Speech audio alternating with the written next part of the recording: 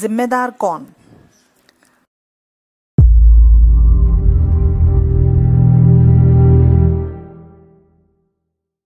बहू को जलाकर मार डालने वाले सास, ससुर और पति को जब पुलिस गिरफ्तार करके ले जाने लगी तो सुबकती हुई छोटी बहन अचानक ही इंस्पेक्टर को रोक कर बोली, इन्हें भी गिरफ्तार करिए इंस्पेक्टर साहब। दीदी की मौत के लिए ये लोग भी बराबर के जिम्मेदार हैं। क्या आपके माँ बाप? इंस्पेक्टर ने आश्चर्य से पूछा। वहां उपस्थित सभी लोग स्तब्ध रह गए, एक बेटी का माँ बाप पर ऐसा आरोप सुनकर। तू पागल हो गई है क्या? अरे हम खुद उसकी मौत के दुख में अधमरे हो रहे हैं। भला कोई माँ बाप अपनी बेटी को कभी मार सकते हैं क्या? हे भगवान! माँ अपना माथा पीटने लगी।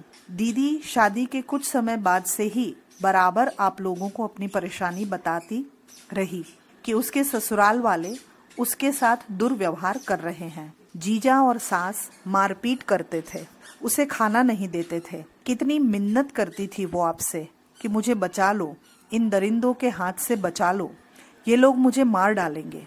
छोटी ने बताया। हम तो उसका घर परिवार बचाना चाहते थे। कौन माँ बाप नहीं चाहते कि लड़की अपने घर में सुखी रहे? पिता ने अपनी दलील दी। सुखी? छोटी गुस्से से बोली। ये जानने के बाद भी कि उसकी सास और पति की निगाह एक अमीर आदमी की दौलत पर है जो पैसों के बूते पर अपनी बदनाम हो चुकी बेटी की शादी जीजा जी से जल्द करवाना चाहता है, और इस लालच में जीजा और उसकी माँ दीदी की जान लेने की पूरी तैयारी में है, क्योंकि तलाक तो आप लेने नहीं देते दीदी को। हम तो समझौता चाहते थे। माँ ने कुछ कहना चाहा। अरे दरिंदों से कैसा समझौता माँ? कितना रोई थी दीदी, हाथ जोड़कर आप लोगों के सामने कि माँ एक कोने में इज्जत से पड़े रहने दो, बस अपनी रोटी मैं आप कमा लूंगी। लेकिन आपने कभी समाज की, कभी अपने बुढ़ापे को बदनामी से बचाने की दुहाई देकर दीदी का मुंह बंद कर दिया। हर बार की शादी के बाद लड़कियां ससुराल में ही अच्छी लगती है। काश आप समाज और इज्जत की परवाह करने की जगह अपनी बेटी की परवाह करते।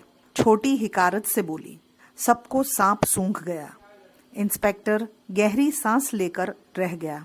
सच है, बेटियों को मारने में ससुराल वाले जितने जिम्मेदार होते हैं, उससे अधिक जिम्मेदार मायके वालों की उपेक्षा और बेटियों के विवाह के बाद अपने कर्तव्यों की इतिश्री समझकर गंगा नहा लेने वाली मानसिकता ही होती है।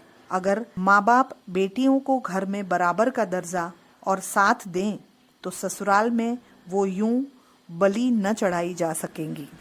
अगर आपको हमारी यह वीडियो पसंद आई हो तो इसे लाइक करें, कमेंट और शेयर करें, और हमारे YouTube चैनल ऋषि चिंतन को सब्सक्राइब भी कर लें।